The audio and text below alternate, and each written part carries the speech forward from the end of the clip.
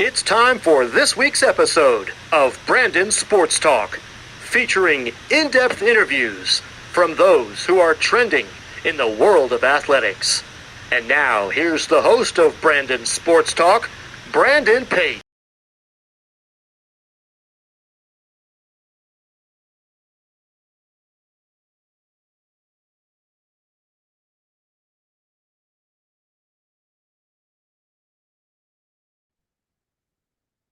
Welcome back to Brandon Sports Talk. In today's episode, I have the privilege to interview the SUNY Cortland's head women's ice hockey coach, Coach Rick Filighera. How are you doing today? I'm excellent, thank you. Can you talk about how you knew that you wanted to get started in coaching in women's ice hockey? Well, it kind of came, through a process of just becoming a coach.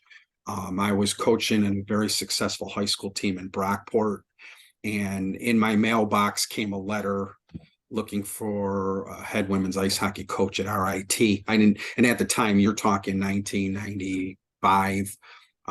There wasn't a lot of women's hockey at the time, so I wanted to get into the college game, so I thought this could be an opportunity, and applied for the job and ended up getting it, and then everything started from there on the women's side.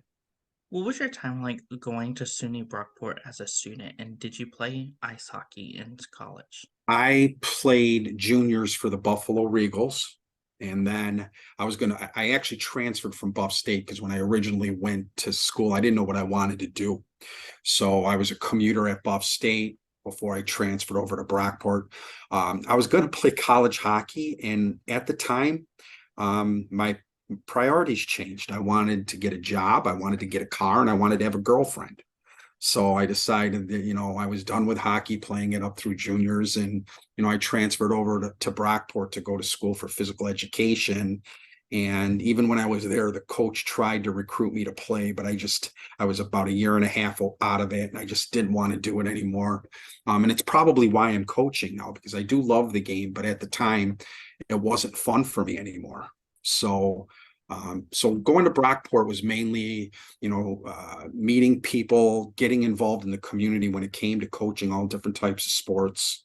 Like I said, Brockport was a pretty athletic school. So going there, that's kind of why I went there, to chase my degree. And then, that's how the coaching took off.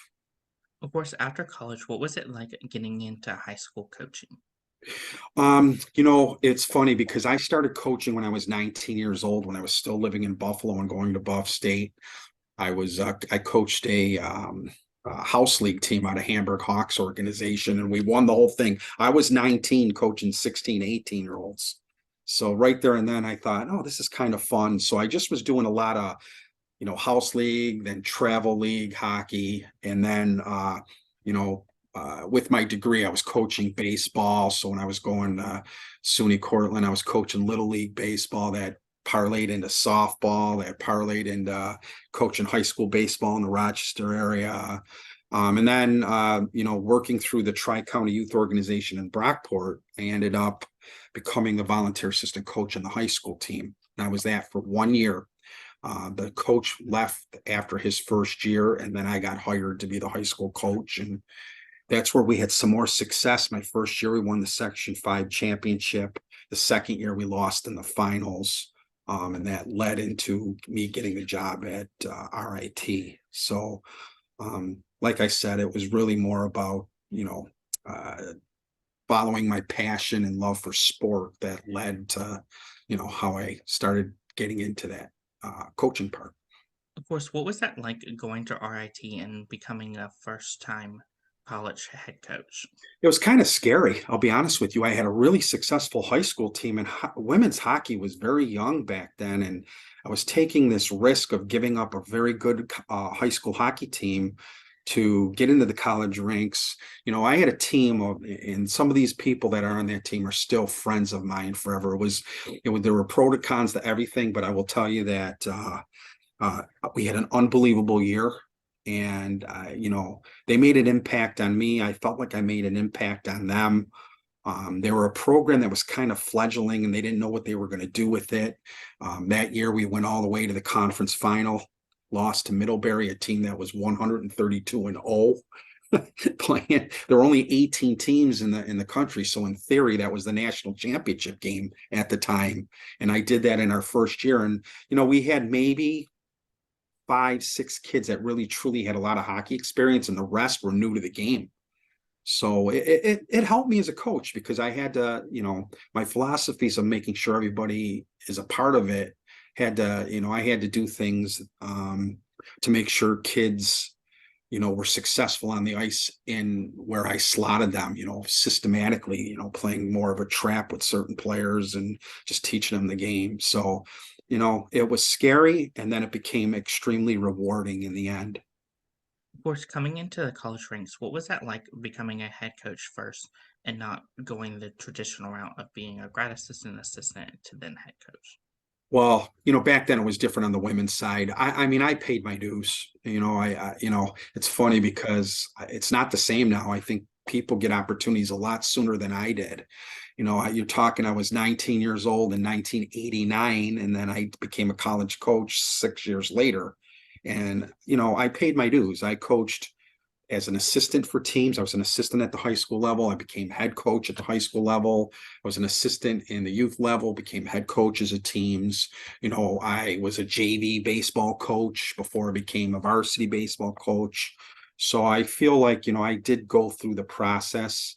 And again, that first year, I didn't know what to expect. I just didn't know what to expect from the hockey, from the situation of coaching women for the first time as a collective group. I coached women that played hockey because one of my last years at Brockport on the travel team, there was a woman who was a goalie who played for us. But like I said, that year was a little bit of a blur. Early on, scary. Middle of the year, fantastic. While at RIT, what were some of your biggest coaching accomplishments? Well, absolutely. Recruiting a lot of players that second year.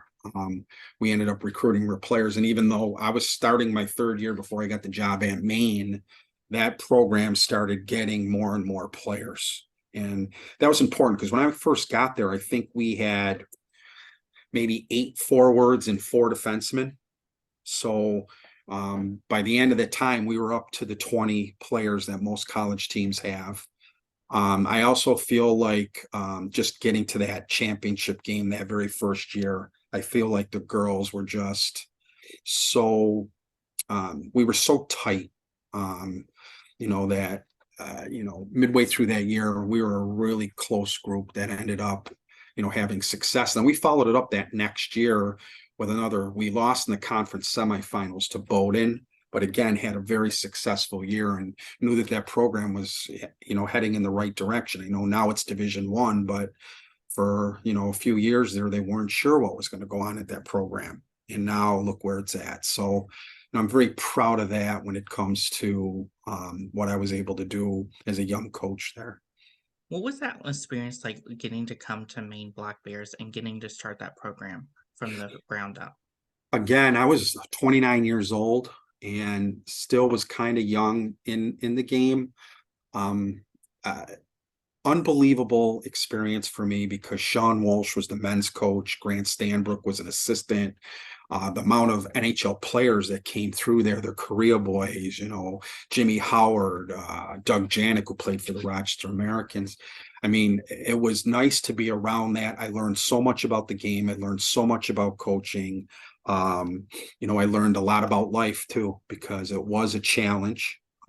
I know that they had gotten that program through a lawsuit. So I did not know that at the time when I took the job. So there weren't a lot of people that were in favor of having that program there. So I was fighting an uphill battle sometimes just in some different situations. And, it didn't take long. I mean, we started as a club team. Then when I got there, it became Division III for 1 year. And then we jumped right into Division I. And I didn't have all 18 scholarships yet. I only had, I had 4 the first year, then 5 more, then 5 more, then 4. So it wasn't until the 5th year that we had our full complement of scholarships. And if you look at the progression of the program, that's when we started competing, getting in the playoffs and all those things. And, people forget that, my first year, I had 4 scholarship players And back then, there weren't the amount of girls that were playing hockey. You got to remember, the 98 was the first Olympics. So there weren't a lot of girls playing hockey. We were all chasing the same players. But I felt like I was able to secure enough quality players. Right now, the only in Maine Hall of Fame, the only Maine Hall of Famer right now is Raffi Wolf, a girl I recruited out of Germany. Actually, she played on the German national team, and she last September got into the Hall of Fame. So that program has been there for a while. And like I said, it was tough going at the beginning. I had some battles I had to keep fighting, but very rewarding in the fact that the people that I met there on the hockey side had a big, big reason of my development, just on how to run a program, on how to coach, just, how to think about things. Like I said, it was definitely a great experience for me. What was that process like for you to get to run that program from the ground up to where it is now? Well, it was learning. See, I didn't have the experience of starting a program. I had the experience at RIT where there was a team already in place. I had experience at obviously the high school where there was teams already in place. So there I made some mistakes that helped me here at Cortland. I should have tried to get more older players. I started my first game, we played UNH. They're looking at each other across the line. I had 20 freshmen. The other side just won the national championship the year before. And like from a standpoint of athleticism, we were okay, but we did not have the experience and I did not have the leadership. I mean, freshmen coming in, it's already tough to transfer from being a high school student to a college student, let alone being a high school hockey player to a college hockey player. And I just did not really have truly the older leadership that was needed. So I feel like that was one of the mistakes I made early on that what I know now, I wish I would have knew then. I think we would have been in better, situation starting. But other than that, I grew with, I'm a lot more confident as a person now than I was, 24 years ago. I think that's how long it's been. The mistakes you make, the transformative learning that goes on, I can never, ever get back. So it was really an important time in my life as I, became a professional coach. Being that first coach for that program, what was that like getting to build the culture from the ground up and building that winning culture? Well, early on, it was tough because we weren't winning. So it was mainly trying to put out a lot of fires and trying to get the players confident. So that was tough, and I was still learning. Like I said, what I know now, I wish I would have knew then. I think it would have been better for that group. I was still kind of learning on the fly on how to handle situations, coaches making assumptions when, you shouldn't do that.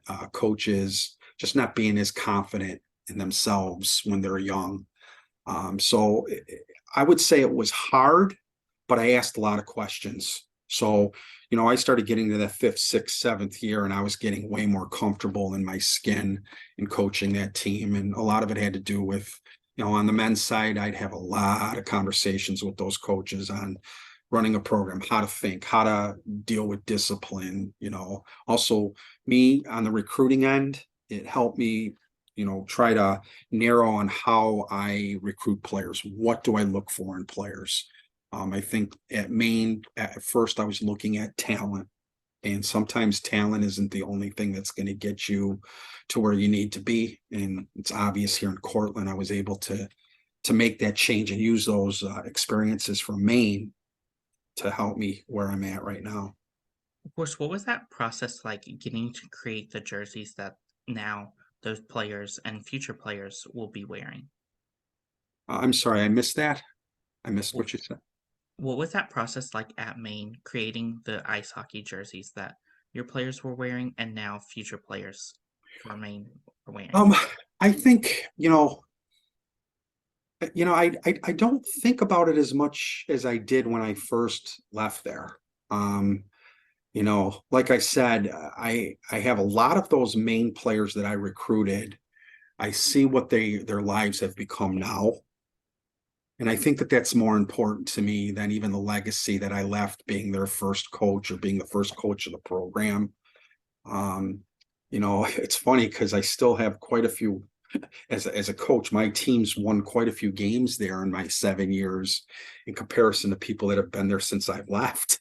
They've struggled to be consistent winners there. It's a hard place to recruit because of where it is on the map.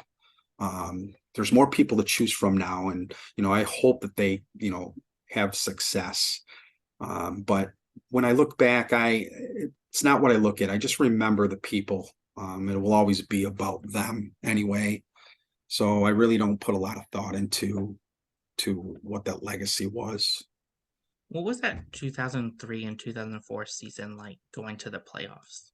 Exciting, knowing we were on our way up, knowing that, you got to remember, we were probably in year 3 or 4, just about getting all the scholarships, playing against all the other scholarship schools. I think that it was exciting, knowing we could compete with everybody, knowing that, we got into a playoff game all 3 years that we made the playoffs.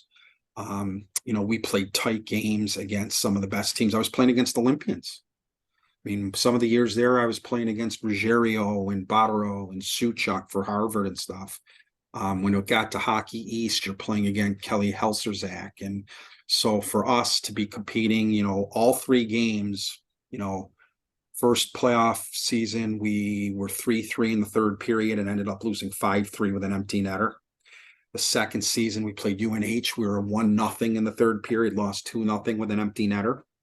And then the third year, we were against Providence again, and we were 2-2 in the third period and lost 4-2 with an empty netter. So we knew we could compete. We just could not get over the top. But I knew we were on the right track, moving forward. So exciting time, gave me confidence, things that, are, part of your growth as a coach. What was that transition like from you, from going from Maine Black Bears to SUNY Cortland to become in between there, I was at Gilmore Academy, which was a prep school. I think taking a step back, going back to the roots of what started me to become a coach, helped me a lot.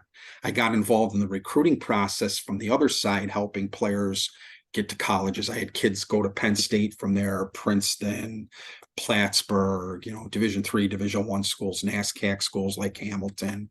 So I got to understand the process a little bit more.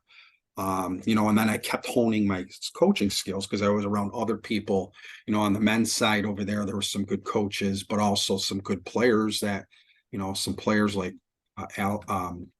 Brandon Smith, who played for Miami of Ohio. And so I was able to keep, learning more and more, but also it really was more about me getting back to my roots and understanding what it was going to take to recruit players, what it was going to, take to motivate players, things like that. So, and then when I got the job at Cortland in 2016, I told myself the last thing I was ever going to do was worry about winning. When I was at Maine, it was winning and fundraising. When I got to Cortland, I said, if I'm going to take this college job, it's about the kids. It's always been about the kids. And so I wasn't going to shut my door and watch film and try to bring, no, I wanted the kids to be a part of us trying to figure out how to have success. And bringing the right kids is what you need to do. So I made that a plan, stuck to that plan, and can't be any happier in what I've seen over our 6 teams that we've had here and where it started and where it is now. Of course, what was that feeling like, becoming the head coach at Cortland? Surreal a little bit. I'm from Western New York. Obviously I went to Brockport. Cortland has always had a great reputation for athletics. I know that they didn't do well on the hockey side for a while, on the women's hockey side, and I felt they could always be successful. I did. There's a lot to offer here, just pure placement of the map, just some of the majors it's offered here. So I knew it was a place that I could, have some success. So that was exciting, and it motivated me a lot. And, even though the first couple of years were tough, getting by those first couple of years and then finally getting, the family that I brought here over the last 4 years has been, pretty rewarding. Of course, what was that feeling like, getting announced to become the head coach and getting to step on to the bench to lead the program? I do remember. Well, the funny part is I got the job kind of late. It was late September. I had already had a team at Gilmore that I was starting to coach. So that was hard leaving there. But when I got here, the very first practices that we were allowed to have, it was 90 degrees outside and foggy. My first two practices, I didn't see any of the players. I didn't know them because I didn't recruit any of them. I was the new coach, and then I couldn't see any of them. So right there and then it was like, oh man, this is interesting. And then once I settled in, it was more really a learning year, learning how to deal with this generation college athlete. I hadn't done it since 2004, and it was 2016, so it had been 12 years. It was learning the league. It was learning the styles of play. It was, still making some mistakes because, I hadn't been at the college level for a while. So it really was more of a learning experience. And the first time stepping on the bench, we had a 3-1 loss at Potsdam, tight game in the third periods. And going from Gilmore to Cortland, I think the biggest thing was it really didn't matter more in the wins and losses. They hurt you a little bit more. When you play 80 games at the youth hockey level, sometimes a game's just a game. Here, you only have 25 of them, so everyone is important. So, learning that, trying to get kids ready on a weekly and daily basis was something that, I was going to know I have to do for us to have success. Of course, what was that feeling like getting to step onto that court, the ice rink, after being gone from the college level for so long? Exciting. Like my first practice, knowing that I was, when it's new and players have a new coach, there's a new enthusiasm. All of that was very exciting. And again, I wasn't nervous. I had been coaching for so long. I wasn't worried about if they were going to like practice or not. It was really more about figuring out what our strengths are, what our weaknesses are, and how we needed to get better, and what I was going to have to do to have that happen, and try to build relationships. And it's harder when it's not your players, because I didn't recruit them. I didn't know their families. I didn't know them. So it was a season of trying to get to know the players. So then you had seniors that left, and then you had, the first group of players that you recruit. So it was a process. It was a learning process. It was a tough year in the win-loss. But again, you have to go through those because you got to have the bad times so the good times feel like they do now. And that's pretty much how it felt, that year. Can you talk about, of course, the culture that you've started to build for the program? Yeah, well, that was the first and foremost. It's got to be a family. You got to have a process where, number one, they're accountable to themselves in that locker room, because I can't be in there. So they got to hold each other accountable to what the standard of play is. You got to make sure that you have kids that care about each other. So, the 4 things I recruit on, I want kids who love the game. And I know love's a strong word, but I want them also to care about each other. If they don't do that, it won't work. I needed kids who were not just committed to being good at hockey. I wanted them committed to be good in the classroom. I wanted them to be good in the community, because, they have an opportunity to play at a school that has a lot to offer, and they can give back just because of what they do. I wanted kids who trusted me, trusted each other.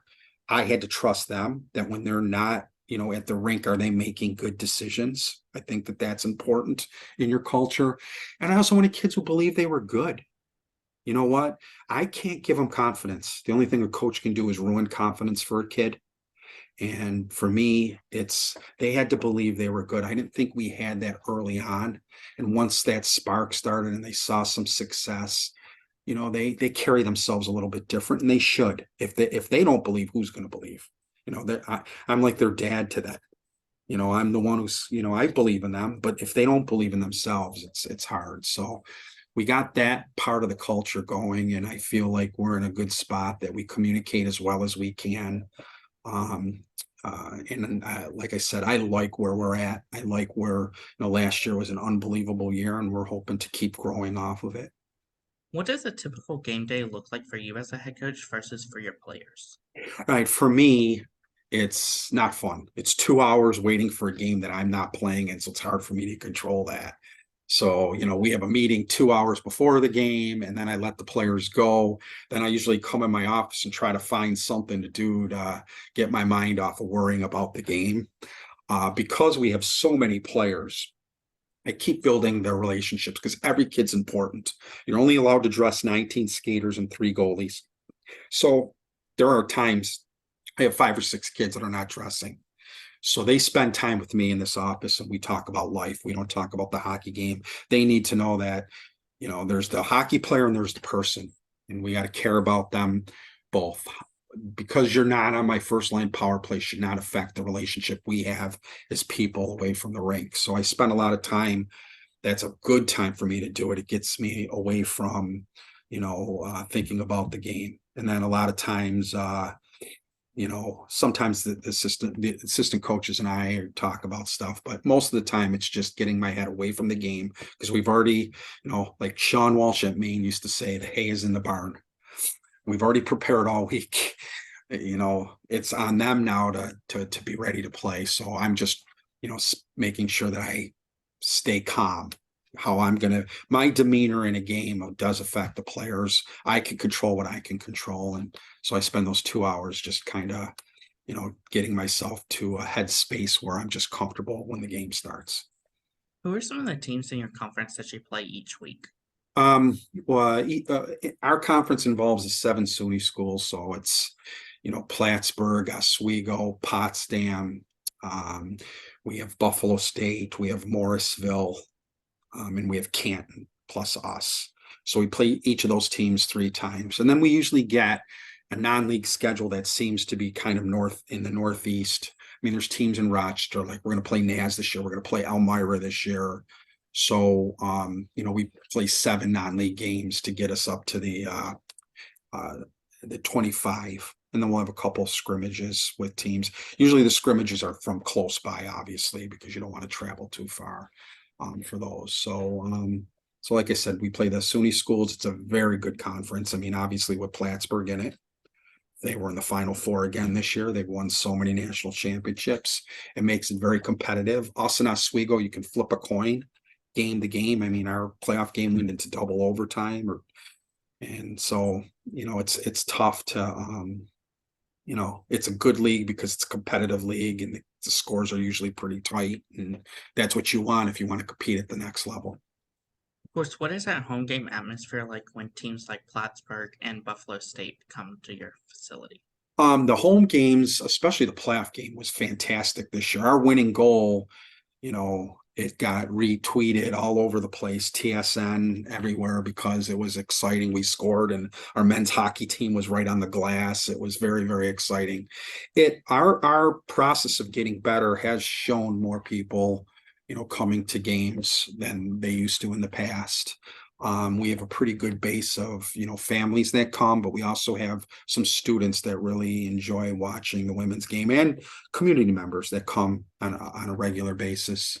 Obviously Plattsburgh's big because, those are rivals. We were the first team to beat them in this league last year. And now that it's no longer a league, we're going to go on down in history as the only team in the league to ever have beaten them.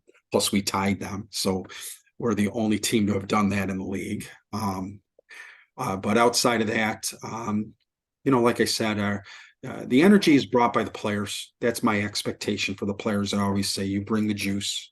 I mean, I can't bring the juice for you. So they're a pretty, energetic group, play at a high tempo, play at a high pace.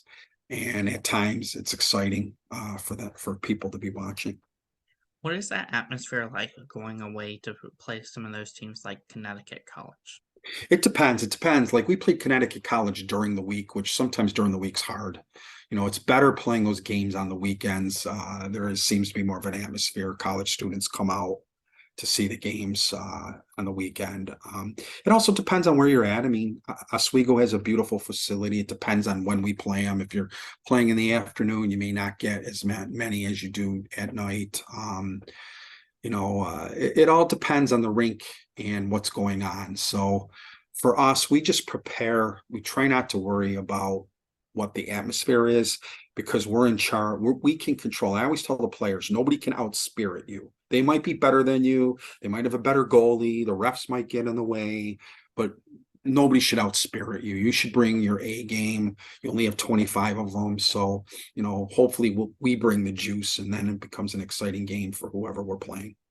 Of course, what is that atmosphere like when you play some of those SUNY schools like Potsdam? It depends. Like I said, like I just said, it really totally depends on what's going on, if they have a weekend, if it's senior game. There's just so many factors that play into it, time of the day, if it's during the week or on the weekend. So it really depends on those things. What does the recruitment process look like for those prospective student athletes looking to play college ice hockey? Well, the biggest thing I would say is they need to reach out. This whole nomer that the coaches are going to come and get them. Yes, sometimes we do. But there are times that I had players reach out that I didn't even know about from other areas, because I can't be everywhere. My assistants can't be everywhere.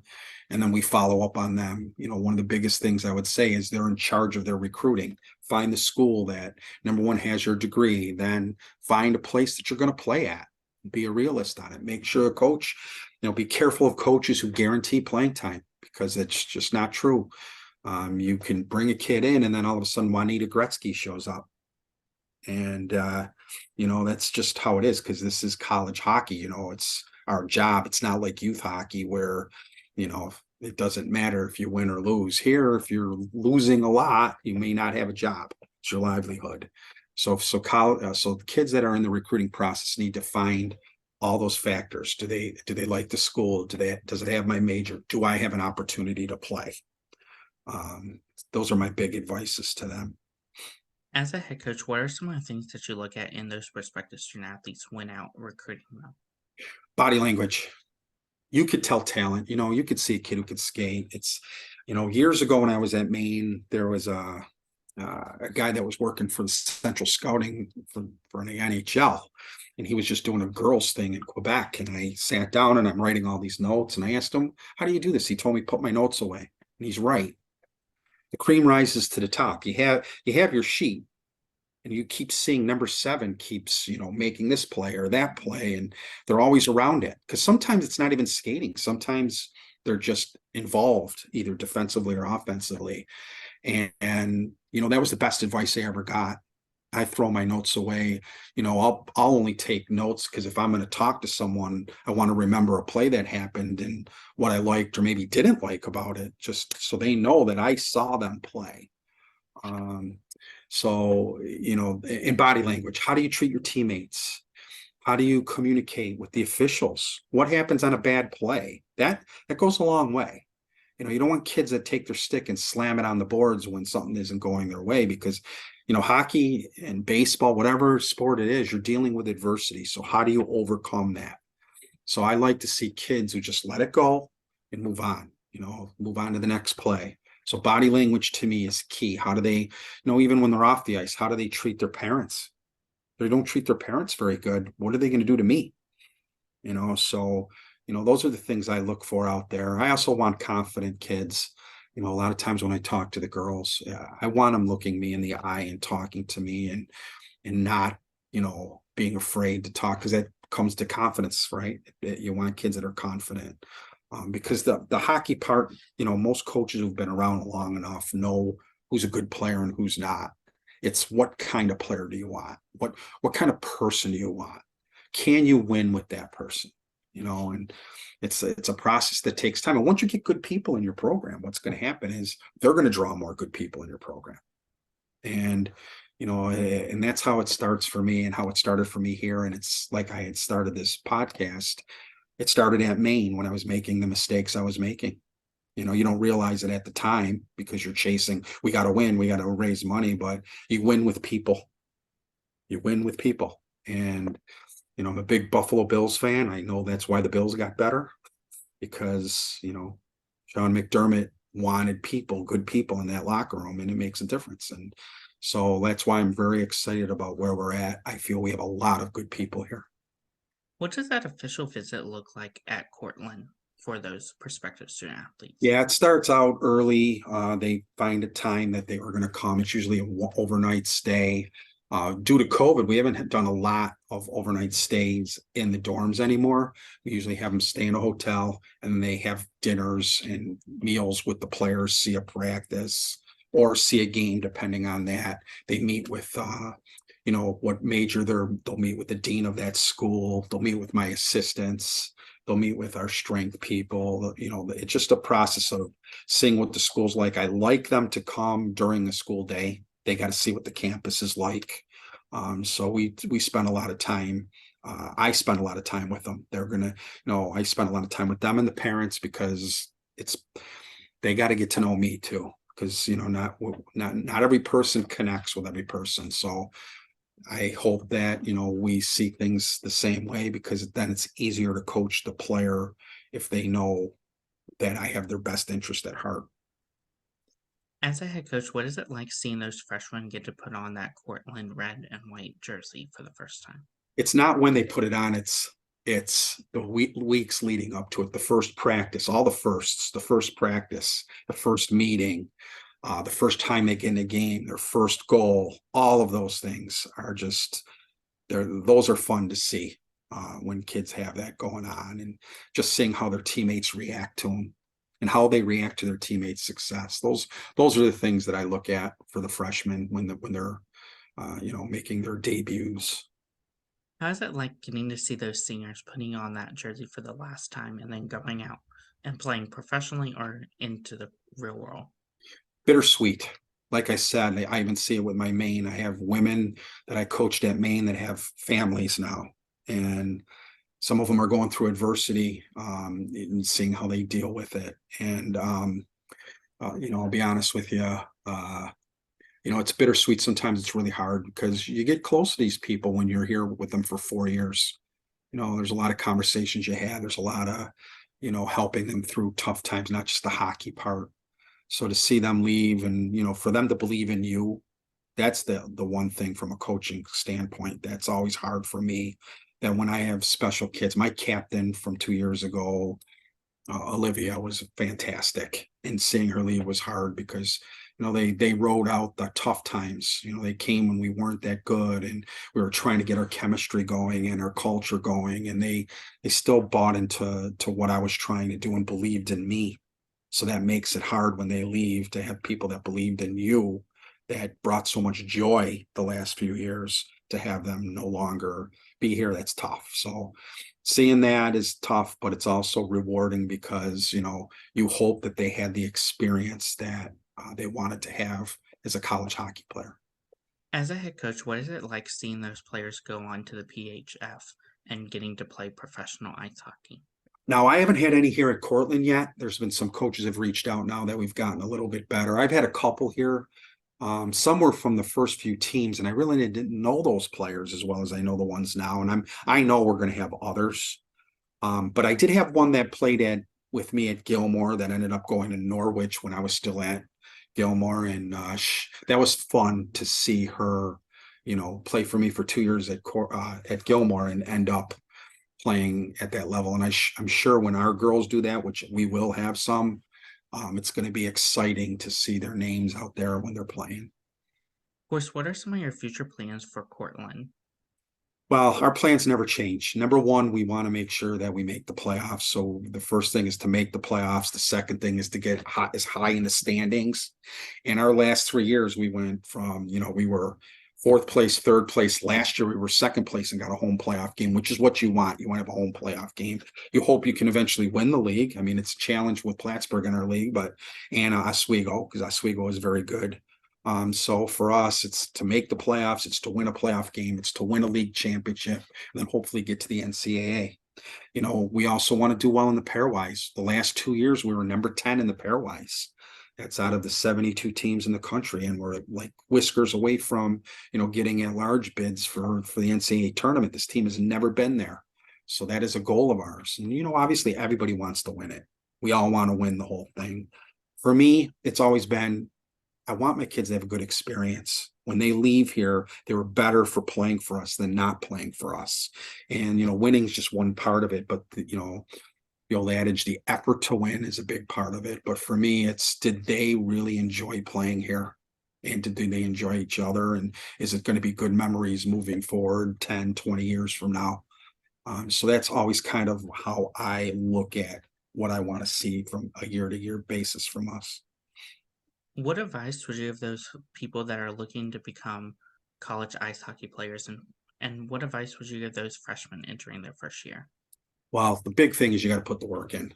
There's a lot of kids now. There's a lot of opportunities. There's more schools, but you still have to put the work in. Just being a college hockey player versus do you want to be an impact player? I mean, a lot of kids go and play hockey, but do they want to be an impact player? So it starts with putting the work in, and from there, that's the biggest thing. And then, like I said earlier, they have to reach out to coaches if they want to play. We can't be everywhere.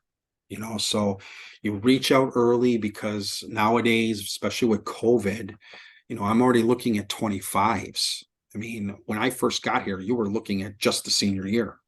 Now it's 24s, 25s, even 26s are reaching out. And that's not, I keep everybody, like 25s reach out to me. I put them in a folder and make sure I follow them. They are obviously interested in our school for whatever we offer, either the hockey part or the school part. But it really comes down to players reaching out to the coaches and the teams that they're interested in, and then following through and not being afraid to get, there might, like, I've had to tell players, that I didn't have any space for them. That's not easy. I didn't have to do that at first, but now where we're at, it's hard sometimes where we recruit a player, but at the end of the day, we got to tell them that they're, they might not have a spot, but you can't be afraid of that, because there's a spot for everybody. Plus, there's also some really good club programs. There's opportunities to play this great game, but they have to take the control. They can't sit there and wait for someone to come and get them. What advice would you give those college freshmen entering their first year of collegiate ice hockey? The biggest advice is, if you think you were in shape all this time in high school, you better be in the best shape of your life going in that summer, going into your freshman year, because you're playing against older players that have been through the process of getting into shape, understanding the system. You're making a transition from high school to college, which is tough enough. The last thing you want to do is be playing catch up because you didn't work hard enough in the summer to be ready to play. So that's my biggest advice, is make sure you're ready to play, and then let everything else take care of itself. Don't overthink it. The best thing for players is, be a good teammate. Don't worry about your playing time, where you play. Be a good teammate first, because once you're rooting and doing those things for your teammate, that other stuff's going to take care of itself. You just got to make sure you're going to put the work in. Don't, nothing's given, everything is earned. I always say, if you want to get something, you got to give. And whatever your role is that day, be the best person for that role. And then eventually you'll get, what you're looking for. What advice would you give those seniors that are looking to play professionally, whether it's the PHF or overseas or even the PWHPA? Once the season ends their senior year, they got to keep working. So it seems to be a constant here. Got to keep working. You got to keep, honing your craft. You got to reach out. You got to go to tryouts. I mean, there's tryouts for all these teams. That's really, really the big thing. And also, you got to still be loving the game. Sometimes kids get to the pinnacle of their college career and maybe they're ready now to move on away from hockey. That too. So they got to be honest with themselves. Are they playing because they put all their identity into themselves as being a hockey player? Or do they know it's time to move on? It's really becomes that mental thing that they got to think about. If they truly love the game and they're going to miss the game and they want to play, they should go do it. If it's not, what they feel, then they shouldn't. It really comes down to that, and just try to hook on. There's opportunities in Europe, and I know there's opportunities here in the States. What advice would you give those players looking to get into coaching after their playing career? Start as a high school student and volunteer your time. Go work with the little kids. You got to learn how to just teach skills first, and you want to be good at it. You have to put yourself in situations to have experiences that will make you good at it. That's some of the struggles when you have people come right out of college. They go and they coach, but they've never, ever had to deal with the stuff that's not the hockey part. Coaches wear 4 hats, man. There's an administrative hat, there's the tactical hat, there's the technical hat, and then there's the humanistic. How do you deal with people? How do you deal with crises and stuff. So put yourselves in those situations early on in your life. If you think coaching is going to be it, you get into college, you can be a youth hockey coach. You can figure out how to, or just go, you do youth clinics, be around it. That's my biggest advice. I think you got to get involved, volunteer your time, and and learn. So that way, once you're ready to be a coach at the high school level or travel level or even college level, that you've experienced the things that are necessary to be good at it. What advice would you give those college coaches looking to build their own program and start their own program at the university? Well, if somebody's starting their own program, they really need to, they need to have a vision of what they believe will give success. And what is success? Is success just winning? Or is this success, having a good experience? It really depends on what they believe success is and how it can lead to winning, because you're supposed to win. I'm not saying that you shouldn't want to win, or what I'm saying is, what is it going to take and how do you go about that? So you start there, and then you got to find those players that believe in what your philosophies are. So you make your philosophies absolutely clear. You make it clear on how you want to run your program. Not everybody runs the same. Not everybody is right. Like I always tell my recruits, I always tell my players, I'm not always right. I will always make my decisions on what I feel are in the best interest of the team, either for now or the future. There are decisions that I have to make that I know players aren't going to like, that I'm not going to like, that I have to make because I know it's in the best interest of the team. And as long as you stick to your philosophies, make sure your administration is on board with you on what you're trying to do, and you recruit the right people. That's all you can ask, because once the games start, it's kind of, coaching becomes overrated in my eyes. It really does. There's a lot of good coaches, but if the players can't execute what you're trying to do, it's hard to have success in the win-loss column. But you could still have success if you're not winning, by making sure they're better by the end of the year and they're better people. And it all depends on what you want your program to be about. That's great advice. Where can my listeners find you at on social media, along with the SUNY Cortland's women's ice hockey program at? I'm sorry, I missed that again. Where can my listeners find the school team's social media and your social media at? It is at our website. So if you just go to the SUNY Cortland website, you'll be able to find all that information. We have a great Instagram. I will tell you, our TikToks they blow up. I have a girl that's in our social media on the team that does a fantastic job. And, I've had a lot of players that are looking to come to Cortland that tell me about the TikToks and how they enjoy them. So you'll be able to find it. We have an Instagram, we have a Twitter account. So everything will be found right there at the website, and they should definitely take a look. Thank you again, Coach Rick Filighera, for your interview, and best of luck in your future at SUNY Cortland as the head women's ice hockey coach. Thank you. You can find Brandon Sports Talk on Instagram at Brandon Sports Talk, Twitter at Talk_Brandon, and you can find me on YouTube at Brandon Sports Talk. Don't forget to like, comment, and subscribe.